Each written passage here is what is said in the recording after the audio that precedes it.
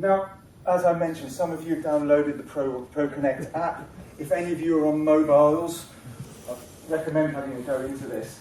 This is the real power of involving your class. Now, in my time of teaching, I used to find that, the taught class was 35. I had my bright kids, I had my naughty kids, and then I had this hidden band in the middle. The kids that didn't really want to put their hands up. They just wanted to get the question right. And it was a question of coaxing answers out of them.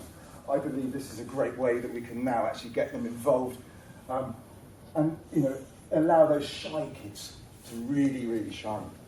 So if you've got the Proconnect app or you come in on the browser, and I'm just going to use the text-to-speech, I'll keep this one up actually for the moment. I could just come in through a browser at connect.prowise.com. So again, I mentioned about that mobile data. I can just access it through a browser. I can even do a remote session for you guys up in Scotland, for me down here, and get you contributing towards it. So you just place in your name and then this code. And I say, this will work for this session. If I wanted to, I could get it to resend the code and start it again. So what I'm hoping, and if I just click OK and come on to participants, I'm immediately seeing that fantastic, thank you, and Basil, gosh, I love it. Graham, RM, my initials, Martin, are now beginning to come in and join my class. Anyone can join in as I'm carrying on. Okay. So one of the slower learners. Of course, happily. So the numbers here, 0115 0836.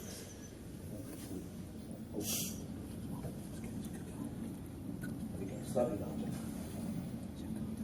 So if I click on info, it then says, if I wanted to, I can either just connect and visit connect.prowise.com. So let's just see, lovely, we've now got 9 participants. I think we've probably got about 15 in here. And now I'm going to be looking at the maths involved in cookery. So the first thing, I love cake. And most of us, certainly I've had 100% so far, but I'm going to test it out in this room. We might have some gluten-free people who particularly don't like certain styles of cake. But I want to start thinking about actually getting you to contribute towards this class. So I've just opened up voting. I'm now going to click Start Voting. I've got some different options of what I want. This is just a straight yes, no. Do you like cake? I'm hoping, obviously, most of you will. And what I'm going to be getting in real time, this is the first time it's happened. Oh my word. Have people eaten too much cake today? Maybe it's the case, maybe it is the afternoon. If I wanted to examine it a little bit further, so I've now got 10 out of 10 and it's 50-50, which is extraordinary, but we can now talk about some of that's involved in that. If I wanted to, I can actually go in and actually discuss and actually talk about it. But I can anonymously just start showing a bit of real data. So thank you everyone who's contributed towards that. The nice thing is, every time I'm getting you to contribute, if I press Save in Presentations, I've then got these little vote results. I'm going to save as at the end, so I've got this as a live lesson. Should I want to revisit in terms of seeing how you got on, I can quickly click on here, and then I've got this list so I can then discuss it further. So I'm going to return back to my presentation. I've saved it. We're now going to be looking for a little bit of maths. Now, just a quick head count.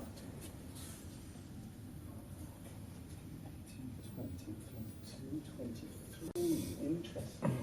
Okay, so we've got 23 people in the room. My cake conveniently divvies up into 8 slices.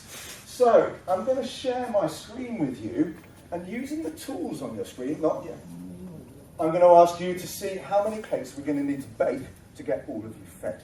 Okay? What I could have done is obviously dovetailed in and said, right, 50% of you don't want cake. Does that now affect what my fraction's going to be? But we're going to pretend you all do in this case. So once again, come on to Proconnect, share screen. As soon as I click share screen, you will then see what I've got on my screen. Wi-Fi. Is it popped up? Have you got some cake on your screen? Those of you who are nicely on it, apologies to lay at the back. So, what you should have at the bottom is a little pen tool, a rubber tool, a line tool, and a text tool. If you are on your mobile phone, I would recommend text tool. It's quite tricky writing on a mobile phone, as I've found. Once you've written down the answers, so we've got 23 people in the room, we've got 8 slices per cake. How many cakes do we need in total? Please send your answer. So in other words, you're going to write on your screen, press send, And at the moment, thank you, I've got 2 already coming in. So I've just clicked on receive. You're all going to be coming along the bottom as you're sending in your data. So I'm getting a picture of how my class is understanding this particular concept at this particular time. Should the majority not get this right, I would then divvy off in my lesson and spend a bit more time on fractions. So thank you, we've got some nice ones coming through. And as you can see, under participants, I can see who's actually involved or not involved. The lovely thing with Proconnect is that when I want to compare answers, and I'm not going to pick on people, I don't mind about the maths involved in this, but I just drag it up to the screen. So, Charlie, I believe we've got the answer of 1. So Meant to be I might 3. end up having a bit of discussion. It may well be just a little mark on it. So again, I'm not going to pick on you. But I do want to compare you perhaps to Bill, who didn't understand necessarily the idea of sending in their information. We can have a look at that further. I'm looking at quite keenly at this guy here, though. We've got 23 divided by it. They're involving their maths. They've done some nice working out. 2 point something. Perfect. Nice, exact answer. So, as I come out, and we can have 4 that we're comparing at any point. I've got an answer 3 there. Well done, Anne. As I want, I can then replace them, full screen them if I fancy, and then compare answers. As I say, so we've got a nice answer there. Thank you, Martin. Over to RM, we've got a nice 3. You see the text then comes in a bit clearer. Now I'm getting a picture of your understanding at this time. So I'm just going to stop this for the moment. I'm going to return, in fact I'll save it, because again, then I've got those results to then come back to. If I wanted to, and it's an interesting one, I'm going to perhaps think on, who am I going to pick on? So let's go on to, who is RM, by the way, isn't it my mission? I am. Thank you over there. Do you mind, I'm just going to come in live with you, and then get you showing what you can do on there. How is your connection on your phone? So That's good. Highlight RM, so let's just come into it. And I've got RM. So hopefully, RM now, and I've just allowed him, I'm coming on a live connection, and I'm getting him to show my workings. With any luck, if our connection's happy, can you see that he's now annotating in real time, he's showing off to the rest of the class what he's doing. Thank you very much. And then I can then use that again in teaching and learning. So I've allowed them to demonstrate their prowess in a particular subject area. So thank you for that. As I return to the presenter, you keep on moving through. Now, probably some of you are good bakers. I had to do a bit of research for this because I didn't ask my girlfriend. Now, I did a bit of understanding of sponge cakes, and I wanted to look at ratio. And unfortunately, a sponge cake has a ratio of 1 to 1 to 1 in terms of flour, sugar, and butter. Now, that's not going to be very complicated cakes. So I tweaked it slightly. We decided we're going to build a cookie cake instead. And now we've got this ratio of 3 to 2 to 1. 300 grams of flour, 200 grams of butter, 100 grams of sugar. So if I was to suggest, perhaps, that we're going to bake 20 cakes, would anyone, if I share my screen, be able to tell me how much butter I'm going to need for 20 cakes? So I'm going to share my screen now. You can now write what you like on there. So 20 cakes, but I'm looking at just the butter part of it. So I'm going to be going down the shop, I need to buy one, I need to buy for this particular endeavour. So again, I'm looking up at received. If anyone's brave enough to have a go at doing it, obviously we're looking perhaps at conversion here as well. Could you answer in perhaps in kilograms? Could you answer in grams or even milligrams? How do you want to play it? So fantastic. We've got some answers quickly coming through.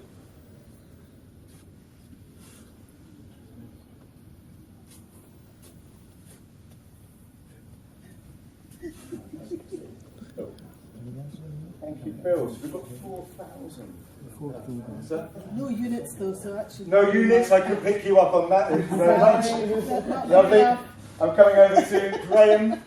We've got 20 cakes, 4 kilograms. I can now talk about that conversion, 1,000 grams, etc.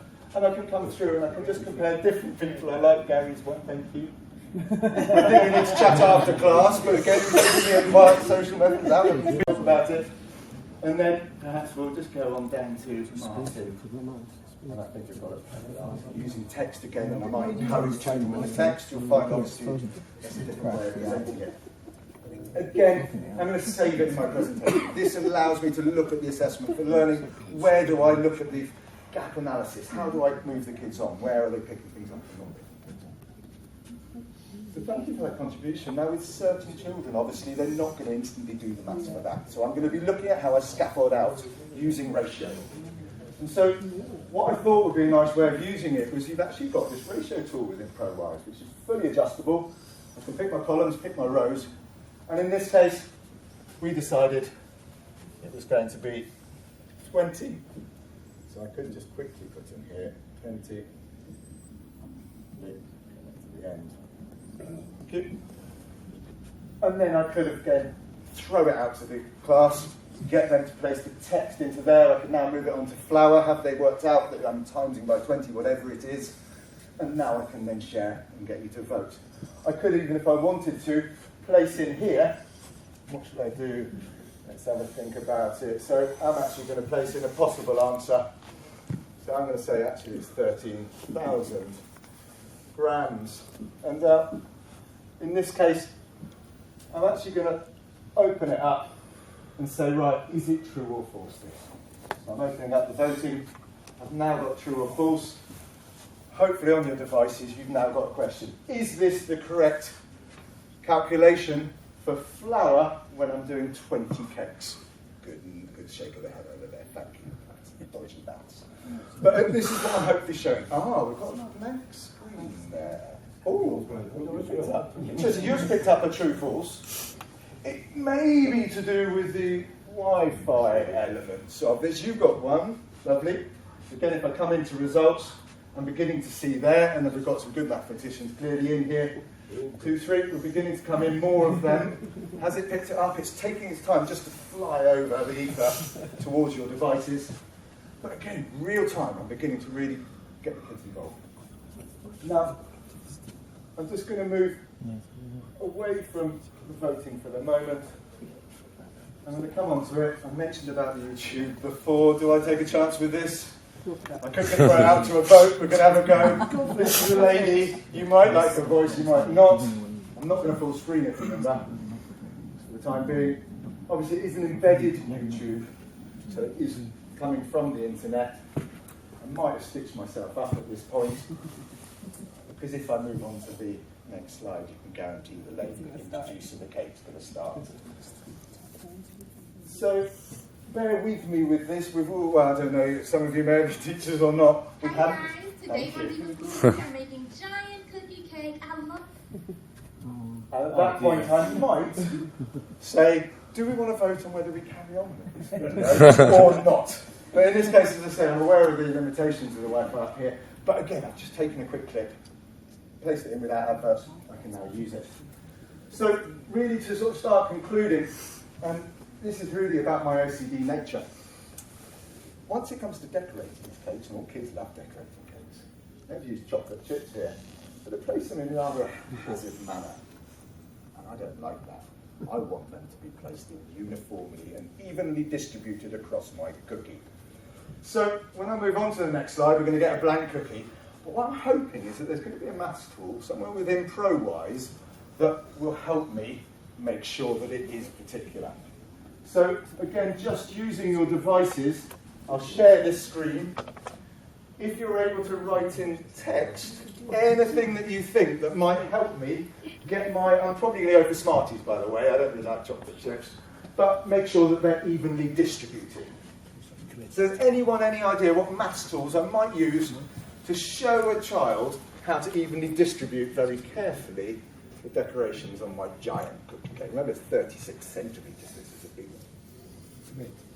And I've obviously thrown you guys. This is an interesting. I've got black looks at this stage. It's too much. I'm taking it too You're far. asking about cookies and we need to use pie. Nice. I could get pie involved. Absolutely. Start looking at the circumference, looking at the diameter, and start calculating area, perhaps, of it.